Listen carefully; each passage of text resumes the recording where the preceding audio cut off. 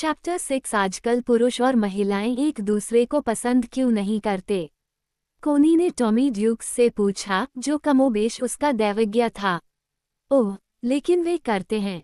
मुझे नहीं लगता कि जब से मानव प्रजाति का आविष्कार हुआ है, तब से कभी ऐसा समय आया है जब पुरुष और महिलाएं एक दूसरे को इतना पसंद करते हों जितना आज करते हैं। सच्ची पसंद खुद को ही ले लीजिए। मुझे पुरुषों की तुलना में महिलाएं ज्यादा पसंद हैं। वे ज्यादा साहसी होती हैं, उनके साथ ज्यादा खुलकर बात की जा सकती है। कोनी ने इस पर विचार किया। हाँ, लेकिन तुम्हारा उनसे कोई लेना देना नहीं है। उसने कहा, इस समय मैं एक महिला से पूरी ईमानदारी से बात करने के अलावा और क्या कर रहा हूँ? हाँ, बात कर रहा हूँ। और अगर आप पुरुष होते तो मैं आपसे पूरी ईमानदारी से बात करने के अलावा और क्या कर सकता था? शायद कुछ नहीं, लेकिन एक औरत, एक महिला चाहती है कि आप उसे पसंद करें और उससे बात करें, और साथ ही उससे प्यार करें और उसकी इच्छा करें, और मुझे ऐसा लगता है कि ये दोनों चीजें परस्पर अनन्य हैं। लेकिन ऐसा नहीं होना चाहिए। इसमें कोई शक नहीं कि पानी को इतना गीला नहीं होना चाहिए जितना कि वह है, यह नमी में बहुत ज्यादा हो जाता है। लेकिन ऐसा है। मुझे औरतें पसंद हैं और मैं उनसे बात करता हूँ, और इसलिए मैं उनसे प्यार नहीं करता और उनकी इच्छा नहीं करता। ये दोनों चीजें मेरे अंदर एक साथ नहीं होती। मुझे लगता है कि उन्हें ऐसा करना चाहिए। ठीक है, ये तथ्य कि चीजें जैसी हैं, उससे अलग होनी चाहिए, यह मेरा विभाग नहीं है। कोनी ने इस पर विचार किया। ये सच नहीं है, उसने कहा। पुरुष महिलाओं से प्यार कर सकते हैं और उनसे बात कर सकते हैं। मैं नहीं समझती कि वे बिना बात किए और दोस्ताना और अंतरंग बने बिना उनसे कैसे प्यार कर सकते हैं। वे ऐसा कैसे कर सकते हैं? ठीक है, उसने कहा, मुझे नहीं पता। मेरे सामान्यीकरण का क्या फायदा है? मैं सिर्फ अपना मामला जानता हूँ। मुझे महिलाएं पसंद हैं, लेकिन मैं उनकी इच्छा नहीं करता। मुझे उनसे बात करना पसंद है, लेकिन उनसे बात करना, हालांकि यह मुझे एक तरह से अंतरंग बनाता है, लेकिन जहाँ तक चुंबन का सवाल है, यह मुझे उनसे बिल्कुल अलग कर देता है। तो आप यहाँ हैं, लेकिन मुझे एक सामान्य उदाहरण के रूप में न लें। शायद मैं सिर्फ एक विशेष मामला हूँ, उन पुरुषों में से एक जो महिलाओं को पसंद करते हैं, लेकिन महिलाओं से प्यार नहीं करते, और अगर वे मुझे प्यार का दिखावा करने या उलझे हुए रूप में पेश आने के लिए मजबूर करती हैं, तो वे उनसे नफरत भी करते हैं। लेकिन क्या इससे तुम्हें दुख नहीं होता? क्यों? बिल्कुल नहीं। मैं चाली में और बाकी पुरुषों को देखता हूँ जो प्रेम संबंध रखते हैं। नहीं, मैं उनसे जरा भी ईर्ष्या नहीं करता। अगर किस्मत ने मुझे वो महिला दी जो मैं चाहता हूँ, तो अच्छा है। चूंकि मैं ऐसी किसी महिला को नहीं जानता जिसे मैं चाहता हूँ, और मैंने कभी किसी को नहीं देखा। क्यों? मैं मानता हूँ कि मैं ठंडा हूँ, और कुछ महिलाओं को वाकई बहुत पसंद करता हूँ। क्या आपको मैं पसंद हूँ? बहुत। और आप देखिए कि हमारे बीच किस करने का सवाल ही नहीं उठता, है ना? बिल्कुल नहीं, कोनी ने कहा। लेकिन क्या ऐसा नहीं होना चाहिए? क्यों? भगवान के नाम पर। मुझे क्लिफोर्ड पसंद है, लेकिन अगर मैं जाकर उसे चूम लूं तो आप क्या कहेंगे? लेकिन क्या इसमें कोई अंतर नहीं है? जहाँ तक हमारा सवाल है, ये कहाँ है? हम सभी बुद्धिमान इंसान हैं और पुरुष और महिला का मामला स्थगित है। बस स्थगित है। आप कैसे चाहेंगे कि मैं इस समय एक महाद्वीपीय पुरुष की तरह व्यवहार करना शुरू कर दूं और सेक्स की बात को सामने लाऊं? मुझे इससे नफरत होनी चाहिए। तो फिर मैं आपको बताता हूँ, अगर मैं वाकई एक पुरुष हूँ, तो मैं अपनी प्रजाति की किसी भी महिला से कभी नहीं मिलता, और मुझे उसकी कमी महसूस नहीं होती। मुझे बस महिलाएं पसंद हैं। कौन मुझे उनसे प्यार करने या प्यार करने का दिखावा करने के लिए मजबूर करेगा, सेक्स गेम को बढ़ावा देगा? नहीं, मैं नहीं हूँ। लेकिन कुछ गड़बड़ तो नहीं है? आपको ऐसा महसूस हो सकता है, मुझे नहीं। हाँ, मुझे लगता है कि पुरुषों और महिलाओं के बीच कुछ गड़बड़ है। अब महिलाओं में पुरुषों के लिए कोई आकर्षण नहीं रह गया है। क्या किसी पुरुष ने किसी स्त्री को अपना बना लिया है? उसने प्रश्न के दूसरे पहलू पर विचार किया। ज्यादा नहीं, उसने सच्चाई से कहा। तो फिर चलो सब कुछ छोड़ दें, और एक दूसरे के साथ सभ्य और सरल रहें, एक सच्चे इंसान की तरह। कृत्रिम सेक्स मजबूरी को धिक्कार है। मैं इसे अस्वीकार करता हूँ। कोनी जानती थी कि वह सही था, सच में। फिर भी उसे बहुत अकेलापन, बहुत निराश और भटका हुआ महसूस हुआ। उसे लगा कि जैसे किसी सुनसान तालाब पर एक चिप हो। उसका या किसी और चीज का क्या मतलब था? यह उसकी जवानी थी जिसने विद्रोह किया। ये पुरुष बहुत बूढ़े और ठंडे लग रहे थे। सब कुछ पुराना और ठंडा लग रहा था। और माइकेलिस ने एक को निराश किया, वह अच्छा नहीं था। पुरुषों को एक नहीं चाहिए था, वे वास्तव में एक महिला नहीं चाहते थे, यहाँ तक कि माइकेलिस भी नहीं चाहती थी। और जिन बंधुओं ने ऐसा दिखावा किया कि उन्होंने ऐसा किया है और सेक्स का खेल शुरू कर दिया, वे पहले से भी बदतर थे। ये बिल्कुल निराशाजनक था और किसी को इसे सहना ही था। ये बिल्कुल सच था, पुरुषों के पास महिलाओं के लिए कोई वास्तविक आकर्षण नहीं था। यदि आप खुद को ये सोचकर धोखा दे सकते हैं कि उनके पास है, जैसा कि उसने खुद को माइकेलिस के लिए धोखा दिया था, तो ये सबसे अच्छा था जो आप कर सकते थे। इस बीच आप बस जीते रहे और इसमें कुछ भी नहीं था। वह अच्छी तरह से समझती थी कि लोग कॉकटेल पार्टियां क्यों करते हैं और जैस करते हैं और चार्ल्सटन में तब तक मस्ती करते हैं जब तक कि वे थक न जाएं। आपको किसी न किसी तरह से इसे बाहर निकालना ही पड़ता था, अपनी जवानी, या यह आपको खा जाती। लेकिन ये जवानी कितनी भयानक चीज़ है। आप खुद को मैथुसेला जितना बुरा महसूस करते थे और फिर भी यह चीज़ किसी तरह से बुझ जाती थी और आपको सहज नहीं होने देती थी। एक मतलबी किस्म की जिंदगी और कोई संभावना नहीं। वो लगभग चाहती थी कि वह मिक के साथ चली जाए और अपनी जिंदगी को एक लंबी कॉकटेल पार्टी और जैज़ शाम बना ले। वैसे भी यह खुद को कब्र में दफनाने से बेहतर था। अपने बुरे दिनों में से एक दिन वह जंगल में घूमने के लिए अकेली निकली, बहुत ही ध्यान से, किसी बात पर ध्यान न देते हुए, ये भी नहीं देख रही थी कि वह कहाँ है। कुछ ही दूरी पर बंदूक की आवाज़ सुनकर वह चौंक गई और क्रोधित हो गई। फिर जब वह जा रही थी तो उसने आवाज़ें सुनी और पीछे हट गई। उसे लोग नहीं चाहिए थे, लेकिन उसके तेज कान ने एक और आवाज़ पकड़ी और वह जाग गई। यह एक बच्चा रो रहा था। उसने तुरंत ध्यान दिया, कोई एक बच्चे के साथ बुरा व्यवहार कर रहा था। वो गीली सड़क पर झूलती हुई चली गई, उसका उदास आक्रोश सबसे ऊपर था। उसे लगा कि वह बस एक तमाशा करने के लिए तैयार है। कोने पर मुड़ते ही उसने अपने से आगे की ओर दो आकृतियां देखीं, चौकीदार और बैंगनी कोट और मोलस्किन टोपी पहने एक छोटी लड़की जो रो रही थी। आह, चुप रहो, इस झूठी कुतिया! आदमी की क्रोधित आवाज आई और बच्चा और जोर से रोने लगा।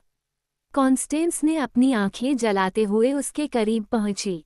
आदमी ने मुड़कर उसे देखा, ठंडे अंदाज में सलाम किया, लेकिन वह गुस्से से पीला पड़ गया था। क्या बात है? वह क्यों रो रही है? कॉन्स्टेंस ने सख्ती से पूछा, लेकिन उसकी सांस फूल रही थी। उस आदमी के चेहरे पर एक हल्की सी मुस्कान उभर आई, जैसे कि वह उपहास कर रहा हो। नहीं, तुम मेरे बेटे को मार डालो, उसने बेरहमी से बोलचाल की भाषा में जवाब दिया।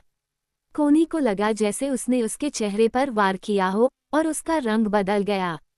फिर उसने अपने प्रतिरोध को समेटा और उसकी ओर देखा। उसकी गहरी नीली आंखें कुछ अस्पष्ट रूप से चमक रही थीं। मैंने आपसे पूछा था, वह हौंफते हुए बोली। उसने अपनी टोपी उठाते हुए एक अजीब सा छोटा सा झुकाव दिखाया। आपने किया था, महारानी, उसने कहा, फिर स्थानीय भाषा में लौटते हुए, लेकिन मैं आपको नहीं बता सकता। और वह एक सैनिक बन गया, रहस्यमय, केवल झुंझलाहट से पीला। कोनी ने बच्चे की ओर रुख किया, 9 या 10 साल का लाल, काले बालों वाला बच्चा। क्या हुआ बेटा, बताओ तुम क्यों रो रहे हो? उसने पारंपरिक मिठास के साथ कहा। और भी हिंसक सिसकियां, आत्मचेतना। कोनी की ओर से और भी मिठास।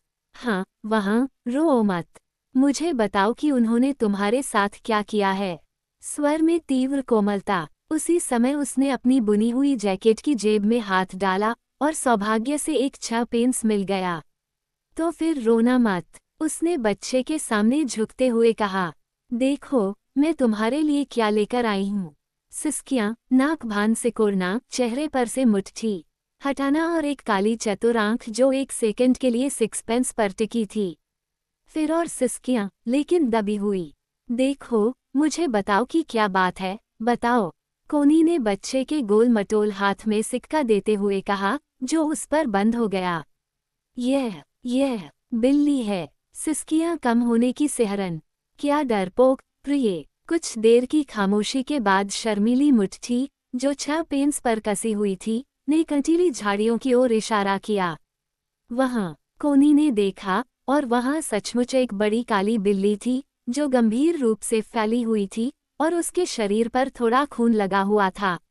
ओह, उसने घृणा से कहा। एक शिकारी, महामहिम आदमी ने व्यंग्यात्मक लहजे में कहा। उसने गुस्से से उसकी ओर देखा। कोई आश्चर्य नहीं कि बच्ची रोई, उसने कहा, अगर तुमने उसे तब गोली मारी होती जब वह वहाँ थी। कोई आश्चर्य नहीं कि वह रोई। उसने कोनी की आंखों में देखा, संक्षिप्त, तिरस्कारपूर्ण, अपनी भावनाओं को छिपाए बिना। और फिर कोनी लाल हो गई, उसे लगा कि वो एक तमाशा बना रही थी, वह आदमी उसका सम्मान नहीं करता था। तुम्हारा नाम क्या है? उसने बच्चे से खेल खेल में पूछा। क्या तुम मुझे अपना नाम नहीं बताओगे? सूंघता है, फिर बहुत भावुक स्वर में कहता है, कोनी मेलर्स। कोनी मेलर्स, अच्छा, यह एक अच्छा नाम है।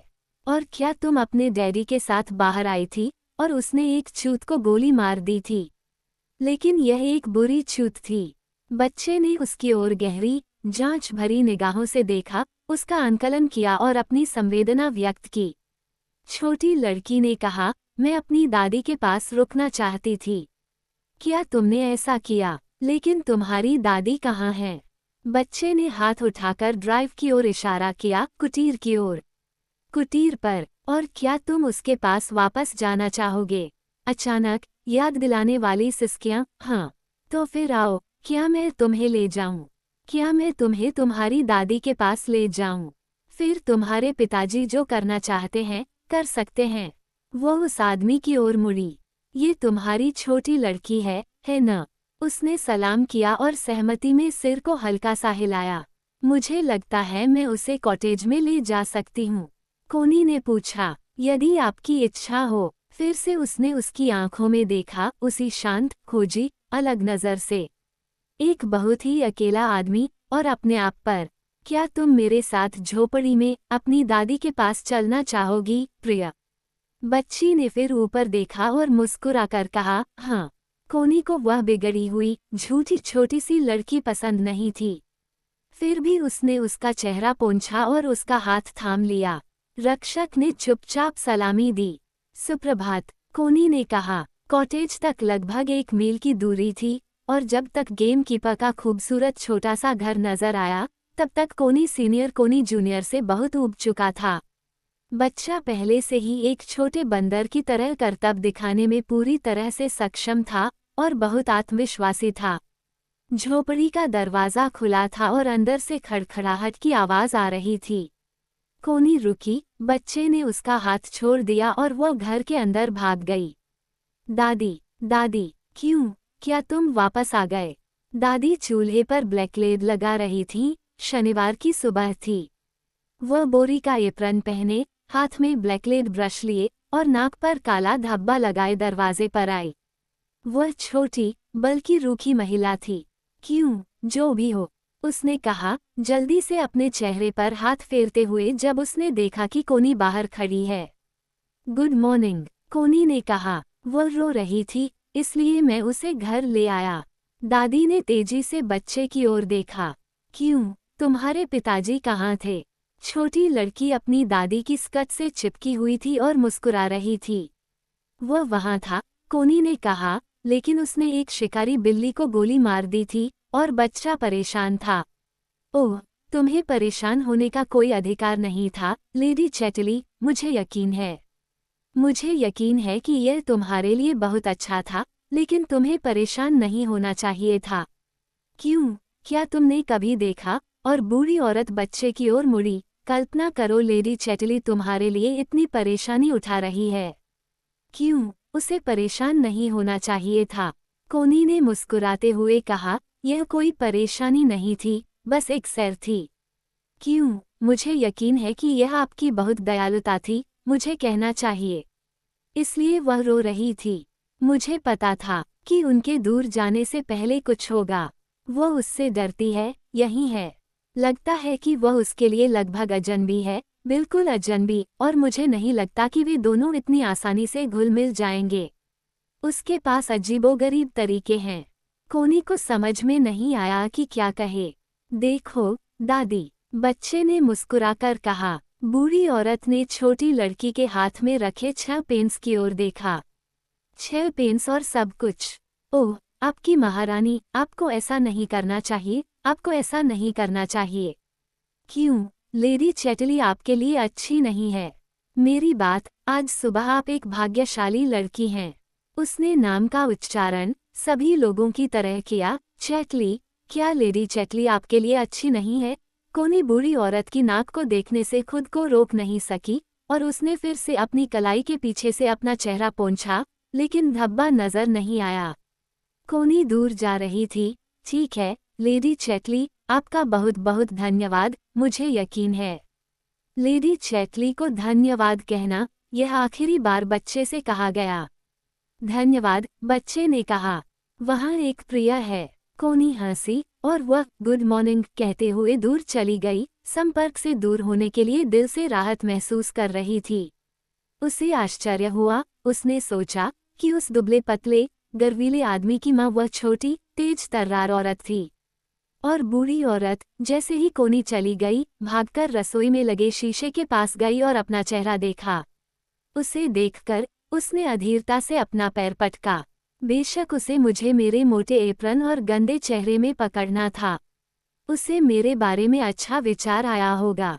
कोनी धीरे धीरे रग्बी के घर चली गई। घर, यह उस महान, थके हुए वारेन के लिए इस्तेमाल करने के लिए एक गर्मजोशी भरा शब्द था। लेकिन फिर यह एक ऐसा शब्द था जिसका अपना दिन था। इसे किसी तरह रद्द कर दिया गया था।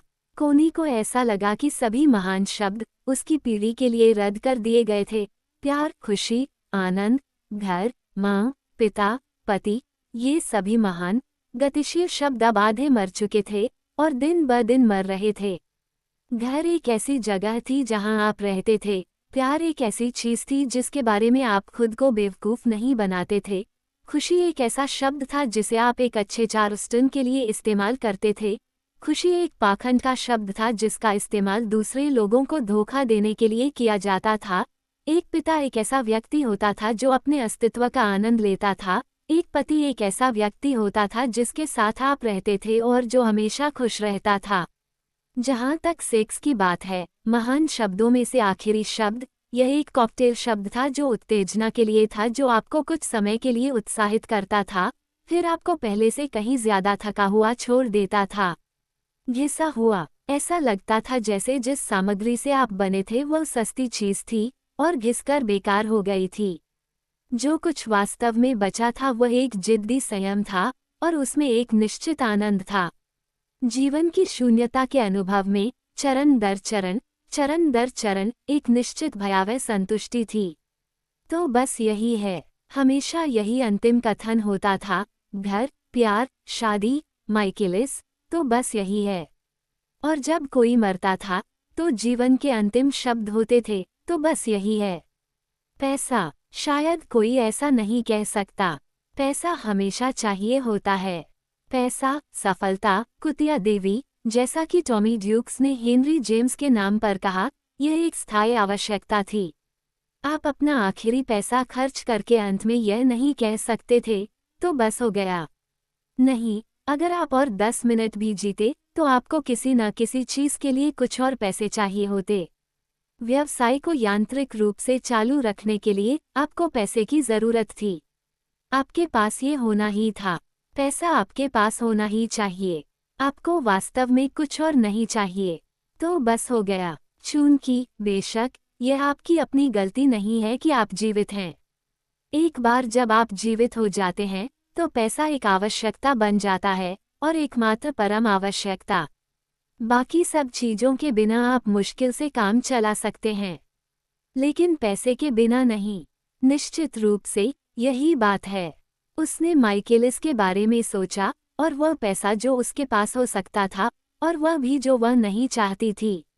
वह कम राशि को पसंद करती थी जो उसने क्लिफोर्ड को उसके लेखन से कमाने में मदद की थी, जिसे उसने वास्तव में कमाने में मदद की थी। क्लिफोर्ड और मैं मिलकर हम लेखन से प्रति वर्ष 1200 कमाते हैं, इसलिए उसने खुद से कहा, पैसा कमाओ, कमाओ, कहीं से भी, इसे पतली हवा से निचोड़ो। आखिरी उपलब्धि जिस पर इंसान को गर्व होना चाहिए। बाकी सब मेरी नज़र में बेटी मार्टिन। इसलिए वह क्लिफोर्ड के घर चली गई ताकि उसके साथ मिलकर फिर से काम कर सके, ताकि शून्य से एक और कहानी बना सके, और कहानी का मतलब पैसा होता है। क्लिफोर्ड को इस बात की बहुत परवाह थी कि उसकी कहानियों को प्रथम श्रेणी का साहित्य माना जाता है या नहीं। सख्ती से उसे इसकी परवाह नहीं थी। इसमें कुछ भी नहीं है, उसके पिता ने कहा। पिछले साल 1200 पाउंड। जवाब सरल और अंतिम था। यदि आप युवा थे तो आप बस अपने दांत पीसते थे, काटते थे और तब तक पकड़ते थे जब तक कि अदृश्य से पैसा बहना शुरू नहीं हो जाता। ये शक्ति का सवाल था। यह इच्छाशक्ति का सवाल था। आपके अंदर से इच्छाशक्ति का एक सूक्ष्म शक्तिशाली उत्सर्जन आपको पैसे की रहस्यमय शून्यता को कागज के एक टुकड़े पर एक शब्द के रूप में वापस लाता था।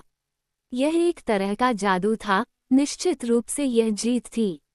कुतिया देवी। खैर, अगर किसी को खुद को वेश्या बनाना है तो कुतिया देवी के साथ ही बनाओ।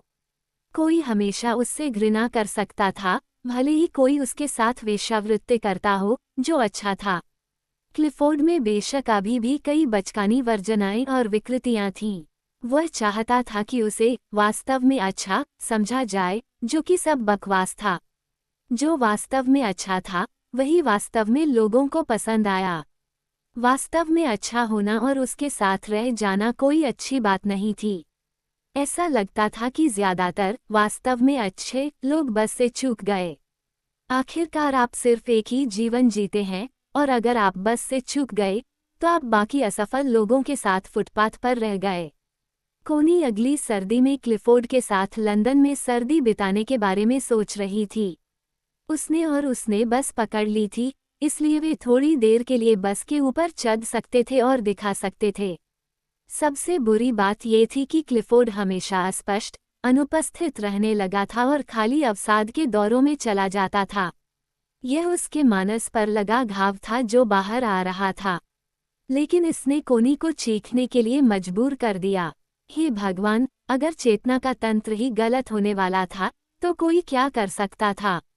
सब कुछ छोड़ो, एक ने अपना काम कर दिया। क्या किसी को पूरी तरह से निराश होना चाहिए था? कभी कभी वह फूट फूट कर रोती थी, लेकिन रोते हुए भी वह खुद से कहती थी, मूर्ख मूर्ख, रुमाल गीला कर रही हो, मानो इससे तुम्हें कुछ हासिल हो जाएगा। माइकेलिस के बाद से ही उसने मन बना लिया था कि उसे कुछ नहीं चाहिए। यह अन्यथा अघुलनशील का सबसे सरल समाधान लग रहा था। उसे जो मिला था उससे ज्यादा कुछ नहीं चाहिए था, बस वह जो मिला था उसी के साथ आगे बढ़ना चाहती थी। क्लिफोर्ड, कहानियां, रग्बी, लेडी चैटली का व्यवसाय, पैसा और शोहरत जैसे भी था, वह ये सब लेकर आगे बढ़ना चाहती थी। प्यार, सेक्स, इस तरह की सारी चीजें बस पानी की बर्फ। इसे चाटो और भूल जाओ। अगर तुम इसे अपने दिमाग में नहीं रखते तो ये कुछ भी नहीं है। खास तौर पर सेक्स कुछ भी नहीं। इसे लेकर अपना मन बना लो और तुमने समस्या हल कर ली। सेक्स और कॉकटेल, ये दोनों लगभग उतने ही समय तक चलते हैं, इनका असर भी एक जैसा होता है, और ये दोनों लगभग एक ही चीज होते हैं। लेकिन एक बच्चा, एक शिशु, यह अभी भी संवेदनाओं में से एक था। वह उस प्रयोग पर बहुत सावधानी से आगे बढ़ती। विचार करने के लिए एक आदमी था, और यह उत्सुक था, दुनिया में ऐसा कोई आदमी नहीं था जिसके बच्चे आप चाहते थे। मिक के बच्चे, घृणित विचार, खरगोश के लिए एक बच्चा कैसे हो सकता है? टॉमी ड्यूक्स, वह बहुत अच्छा था, लेकिन किसी तरह आप उसे एक बच्चे, एक और पीढ़ी के साथ नहीं जोड़ सकते थे। वह खुद में समाप्त हो गया। और क्लिफोर्ड के बाकी सभी विस्तृत परिचितों में से ऐसा कोई आदमी नहीं था जिसने उसके प्रति घृणा न जगाई हो, जब उसने उसके द्वारा एक बच्चा पैदा करने के बारे में सोचा। कई ऐसे थे जो प्रेमी के रूप में काफी संभव थे, यहाँ तक कि मिक भी। लेकिन उन्हें अपने ऊपर एक बच्चा पैदा करने देना, उफ, अपमान और घृणा। तो ये बात थी। फिर भी कोनी के मन में बच्चे के बारे में हमेशा से ही ख्याल था। रुको रुको, वो अपनी छलनी से पुरुषों की पीढ़ियों को छानती और देखती कि क्या उसे कोई ऐसा नहीं मिल सकता जो उसके लिए उपयुक्त हो। तुम यरूशलेम की गलियों और रास्तों में जाओ और देखो कि क्या तुम्हें कोई पुरुष मिल सकता है। पैगंबर के यरूशलेम में एक पुरुष को ढूंढना असंभव था, हालांकि वहां हजारों पुरुष मनुष्य थे। लेकिन एक पुरुष, यह एक और विकल्प था। उसका अंदाजा था कि वो कोई विदेशी होगा, अंग्रेज नहीं, आयरिश तो बिल्कुल नहीं, एक सच्चा विदेशी। लेकिन रुको रुको, अगली सर्दी में वह क्लिफोर्ड को लंदन ले जाएगी, उसके बाद की सर्दी में वो उसे विदेश में फ्रांस के दक्षिण इटली ले जाएगी। रुको, उसे बच्चे के बारे में कोई जल्दी नहीं थी। यह उसका निजी मामला था और एक ऐसा मुद्दा जिस पर अपने अजीबोगरीब स्त्रीवत तरीके से वो अपनी आत्मा की गहराई तक गंभीर थी। वो किसी भी मौके का जोखिम नहीं उठाने वाली थी। वह नहीं, कोई भी व्यक्ति लगभग किसी भी समय प्रेमी पा सकता है, लेकिन एक पुरुष जो किसी बच्चे को जन्म दे। रुको रुको, यह एक बहुत ही अलग मामला है। तुम यरूशलेम की सड़कों और गलियों में जाओ। ये प्यार का सवाल नहीं था, यह एक आदमी का सवाल था। क्यों? कोई उससे व्यक्तिगत रूप से नफरत भी कर सकता है। फिर भी अगर वह आदमी था, तो किसी की व्यक्तिगत नफरत का क्या मतलब होगा? यह मामला खुद के दूसरे हिस्से से संबंधित था। हमेशा की तरह बारिश हो रही थी और रास्ते क्लिफोर्ड की कुर्सी के लिए बहुत गीले थे, लेकिन कोनी बाहर जाती थी। वह अब हर दिन अकेली बाहर जाती थी, ज्यादातर जंगल में, जहां वह वास्तव में अकेली थी। उसने वहां किसी को नहीं देखा। हालांकि इस दिन क्लिफोर्ड रखवाले को एक संदेश भेजना चाहता था और चूंकि लड़का इन्फ्लुएंजा से पीड़ित था, रग्बी में हमेशा किसी न किसी को इन्फ्लुएंजा होता ही रहता था। कोनी ने कहा कि वह कॉटेज पर जाकर बात करेगी। हवा नर्म और मृत थी, मानो पूरी दुनिया धीरे धीरे मर रही हो। कोयला खदानों की सरसराहट से भी हवा धूसर, नम और खामोश थी, क्योंकि खदानें थोड़े समय के लिए ही काम कर रही थीं और आज वे पूरी तरह से बंद हो गई थीं। सब कुछ खत्म हो गया। जंगल में सब कुछ एकदम निष्क्रिय और गतिहीन था। केवल नंगी शाखाओं से बड़ी बड़ी बूंदें गिर रही थीं, एक खोखली सी आवाज के साथ। बाकी के लिए पुराने पेड़ों के बीच धूसर रंग की गहराई के भीतर गहराई थी, निराशाजनक जड़ता, खामोशी, शून्यता। कोनी मंद मंद चलती रही। पुराने जंगल से एक पुरानी उदासी आ रही थी, जो किसी तरह उसे सुकून दे रही थी, बाहरी दुनिया की कठोर संवेदनाहीनता से बेहतर। उसे जंगल के बचे हुए हिस्से की आंतरिकता, पुराने पेड़ों की मौन चुप्पी पसंद थी।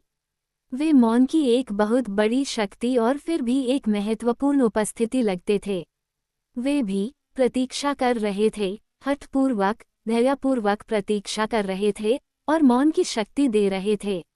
शायद वे केवल अंत की प्रतीक्षा कर रहे थे, कट जाने, साफ हो जाने, जंगल के अंत की, उनके लिए सभी चीजों के अंत की। लेकिन शायद उनकी मजबूत और कुलीन चुप्पी, मजबूत पेड़ों की चुप्पी का मतलब कुछ और था। जब वह उत्तर की ओर जंगल से बाहर आई, तो देखा कि रखवाले की झोपड़ी, एक गहरे भूरे रंग की पत्थर की झोपड़ी, जिसमें छत की दीवारें और एक सुंदर चिमनी थी, निर्जन लग रही थी। ये बहुत ही शांत और एकाकी थी।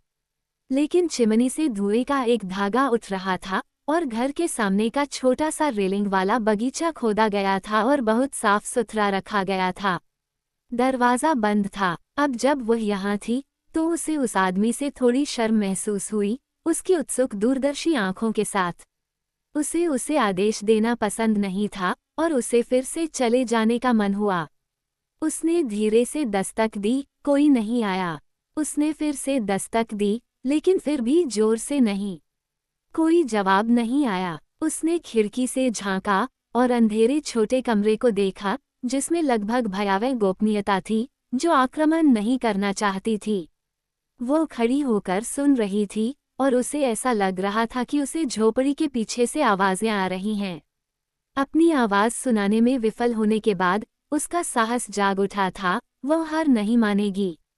इसलिए वह घर के किनारे से घूमी। झोपड़ी के पीछे की ओर जमीन खड़ी थी, इसलिए पिछला आंगन धंसा हुआ था और एक छोटी पत्थर की दीवार से घिरा हुआ था। वह घर के कोने में मुड़ी और रुक गई। उसके आगे 2 कदम दूर छोटे से आंगन में वह आदमी खुद को धो रहा था, बिल्कुल अनजान। वह कमर तक नंगा था, उसकी मखमली पतलून उसकी पतली कमर पर फिसल रही थी और उसकी सफ़ेद पतली पीठ साबुन के पानी के एक बड़े कटोरे पर झुकी हुई थी, जिसमें उसने अपना सिर झुकाया, एक अजीब, तेज, छोटी हरकत के साथ अपना सिर हिलाया, अपनी पतली सफ़ेद भुजाओं को ऊपर उठाया और अपने कानों से साबुन का पानी निचोड़ा, पानी से खेलते हुए नेवले की तरह तेज, सूक्ष्म और बिल्कुल अकेला। कोनी घर के कोने से पीछे हट गई और जल्दी से जंगल की ओर चली गई। खुद के बावजूद उसे झटका लगा था।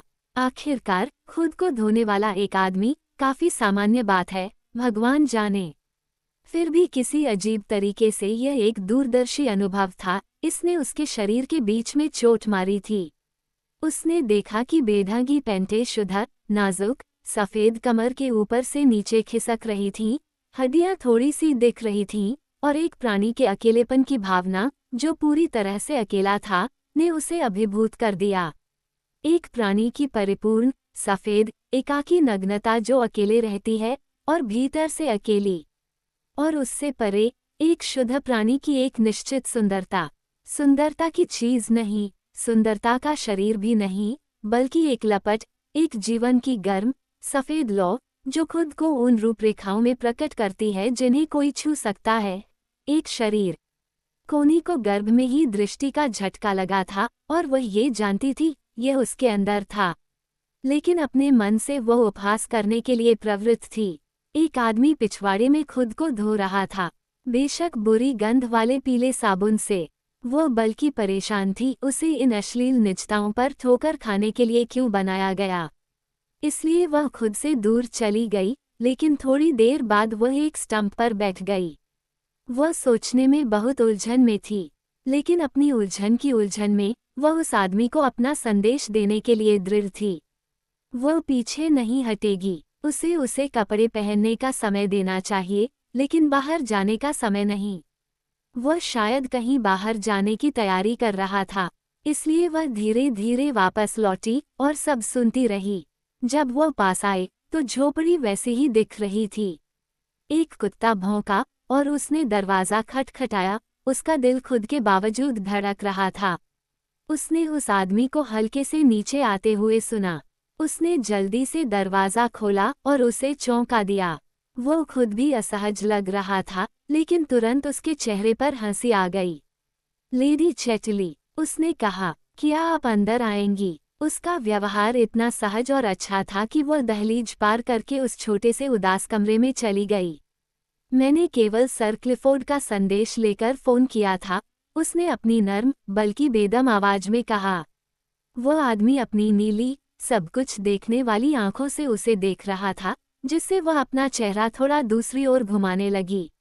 उसे लगा कि वह अपनी शर्मीली अवस्था में भी सुंदर, लगभग सुंदर है, और उसने तुरंत ही स्थिति को अपने नियंत्रण में ले लिया। क्या तुम बैठना चाहोगी? उसने पूछा, यह मानते हुए कि वह नहीं बैठेगी। दरवाज़ा खुला था। नहीं धन्यवाद। सर क्लिफोर्ड ने सोचा कि क्या तुम ऐसा करोगे, और उसने अपना संदेश दिया, अनजाने में फिर से उसकी आंखों में देखते हुए। और अब उसकी आंखें गर्म और दयालु लग रही थीं, खासकर एक महिला के लिए जो आश्चर्यजनक रूप से गर्म, दयालु और सहज थी। बहुत अच्छा, महारानी, मैं तुरंत इसका प्रबंध करूंगा। आदेश लेते ही उसका पूरा व्यक्तित्व बदल गया, एक तरह की कठोरता और दूरी से चमक उठा। कोनी ने झिझकते हुए कहा, उसे जाना चाहिए। लेकिन उसने साफ सुथरे, बल्कि नीरस छोटे से बैठक कक्ष को निराशा के भाव से देखा। क्या आप यहाँ अकेले रहते हैं? उसने पूछा। बिल्कुल अकेले, महारानी। लेकिन तुम्हारी माँ? वह गांव में अपनी झोपड़ी में रहती है। बच्चे के साथ? कोनी ने पूछा। बच्चे के साथ। और उसके सादे, घिसे पिटे चेहरे पर उपहास की एक अनिश्चित झलक आ गई। यह एक ऐसा चेहरा था जो हर समय बदलता रहता था, हैरान करने वाला। नहीं, उन्होंने कोनी को असमंजस में खड़ा देखकर कहा, शनिवार को मेरी माँ आकर मेरे लिए सफाई कर देती है, बाकी काम मैं स्वयं कर देता हूँ। कोनी ने फिर से उसकी ओर देखा। उसकी आंखें फिर से मुस्कुरा रही थीं, थोड़ा मजाकिया, लेकिन गर्म और नीली और किसी तरह दयालु। उसे उस पर आश्चर्य हुआ। वह पतलून और फलालन शर्ट और ग्रे टाई पहने हुए था, उसके बाल मुलायम और नम थे, उसका चेहरा थोड़ा पीला और थका हुआ लग रहा था। जब आंखें हंसना बंद कर देती थीं तो ऐसा लगता था जैसे उन्हें बहुत कुछ सहना पड़ा हो, फिर भी उनकी गर्माहट कम नहीं हुई थी। लेकिन उस पर अकेलेपन का पीलापन छा गया, वह वास्तव में उसके लिए वहाँ नहीं थी। वह बहुत कुछ कहना चाहती थी, पर उसने कुछ नहीं कहा, बस उसने फिर से उसकी तरफ देखा और कहा, मुझे आशा है कि मैंने आपको परेशान नहीं किया। उपहास की फीकी मुस्कान ने उसकी आंखें सिकोड़ दी। अगर आपको कोई आपत्ति न हो तो मैं सिर्फ अपने बालों में कंघी कर रहा हूँ। मुझे खेद है कि मैंने कोट नहीं पहना था, लेकिन फिर मुझे नहीं पता था कि कौन दस्तक दे रहा है। यहाँ कोई भी दस्तक नहीं देता और अप्रत्याशित घटना अशुभ लगती है। वो गेट पकड़ने के लिए बगीचे के रास्ते से उसके आगे चला गया। अपनी शर्ट में, बिना किसी भद्दे मखमली कोट के, उसने फिर से देखा कि वो कितना दुबला पतला, थोड़ा झुका हुआ था। फिर भी, जब वो उसके पास से गुजरी, तो उसके गोरे बालों और उसकी तेज आंखों में कुछ युवा और चमक थी। वो लगभग 37 या 8 साल का आदमी होगा। वो जंगल में आगे बढ़ती रही, ये जानते हुए कि वो उसकी देखभाल कर रहा है। उसने उसे, उसके न चाहते हुए भी, बहुत परेशान कर दिया। और वह घर के अंदर जाते हुए सोच रहा था, वह अच्छी है, वह असली है। वह जितना जानती है, उससे कहीं अधिक अच्छी है। वो उसके बारे में बहुत हैरान थी। वो किसी भी तरह से एक खेल रक्षक या किसी भी तरह से एक मजदूर से बिल्कुल अलग लग रहा था, हालांकि स्थानीय लोगों के साथ उसकी कुछ समानताएं थीं। लेकिन साथ ही कुछ बहुत ही असामान्य भी था। गेम कीपर, मेलस, एक विचित्र किस्म का व्यक्ति है, उसने क्लिफोर्ड से कहा, वो लगभग एक सज्जन व्यक्ति हो सकता है। क्या वह ऐसा कर सकता है? क्लिफोर्ड ने कहा, मैंने ध्यान नहीं दिया था, लेकिन क्या उसमें कुछ खास बात नहीं है? कोनी ने जोर देकर कहा, मुझे लगता है कि वो काफी अच्छा आदमी है, लेकिन मैं उसके बारे में बहुत कम जानता हूँ। वो पिछले साल ही सेना से बाहर आया है, 1 साल से भी कम समय पहले। मुझे लगता है कि वह भारत से आया है। उसने वहाँ कुछ तरकीबें सीखी होंगी, शायद वह किसी अधिकारी का नौकर था और उसने अपनी स्थिति में सुधार किया होगा। कुछ लोग ऐसे ही थे, लेकिन इससे उन्हें कोई फायदा नहीं होता, उन्हें घर वापस आने पर अपनी पुरानी जगह पर लौटना पड़ता है। कोनी ने क्लिफोर्ड को ध्यान से देखा। उसने उसमें निचले तबके के किसी भी व्यक्ति के खिलाफ एक अजीबोगरीब सख्त प्रतिरोध देखा, जो शायद वास्तव में ऊपर चढ़ रहा हो, जिसे वह जानती थी कि ये उसकी नस्ल की विशेषता थी। लेकिन क्या तुम्हें नहीं लगता कि उसमें कुछ खास बात है? उसने पूछा। सच कहूं तो नहीं, मैंने कुछ भी नोटिस नहीं किया था। उसने उसे उत्सुकता से, बेचैनी से, आधे अधूरे संदेह से देखा। और उसे लगा कि वो उसे असली सच नहीं बता रहा है, वह खुद को असली सच नहीं बता रहा था, बस इतना ही। उसे किसी भी असाधारण इंसान के होने का सुझाव पसंद नहीं था। लोग कमोबेश उसके स्तर के या उससे नीचे ही होंगे।